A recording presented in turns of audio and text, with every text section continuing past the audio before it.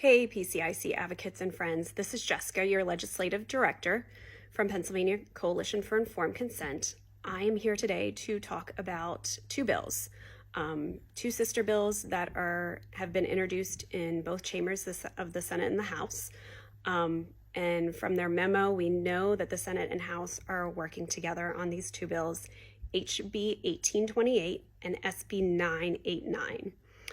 These bills are vaccine access bills, which means they want to continue allowing insurance companies in Pennsylvania to continue to pay for vaccines with no cost sharing, meaning no deductibles, no copays, no co-insurance.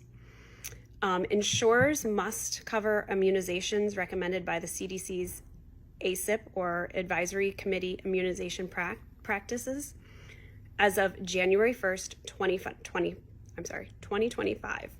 These bills are giving the Pennsylvania Department of Health the authority to add new immunization coverage and remove them if they're not effective. But they are allowing the Pennsylvania Department of Health to consider reports from non-governmental organizations or NGOs, and there are 6 to be exact: American Academy of Pediatrics, American College of Obstetricians and Gynecologists, American College of Physicians, American Academy of Family Physicians, Infectious Disease Society of America, and Society for Maternal and Fetal Medicine. PCIC stands for informed consent, and we will continue to do so. I do not care if you want to go get 0 vaccines or if you want to go get everything that's been on the schedule. That is your choice. What I do care about is being forced and mandated, as we saw during COVID, to take a vaccine. So if you want access, I don't want any mandates. And I really think that's a fair trade-off.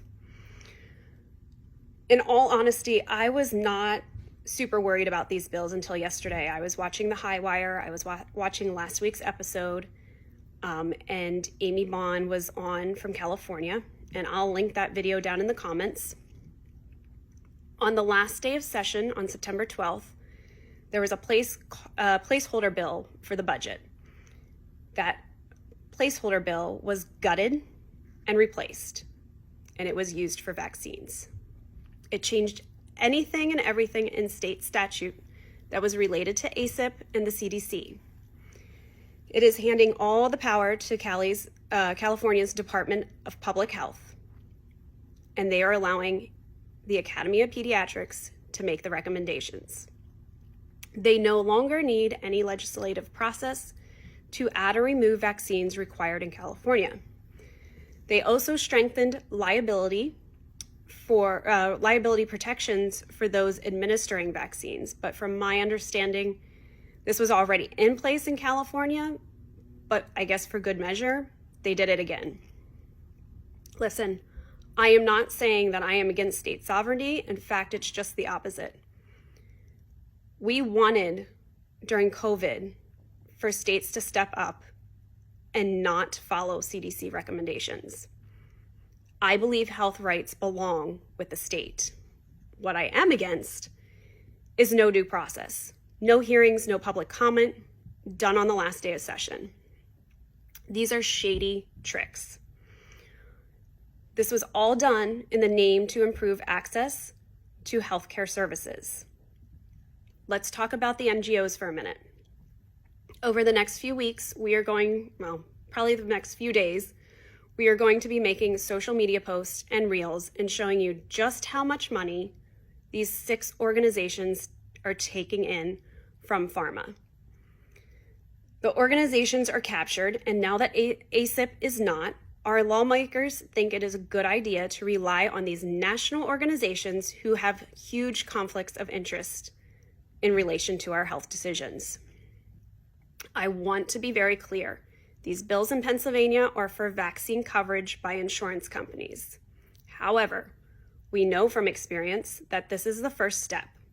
I just told you what happened in California, and let me point out, our budget in Pennsylvania is not done. It was due at the end of June.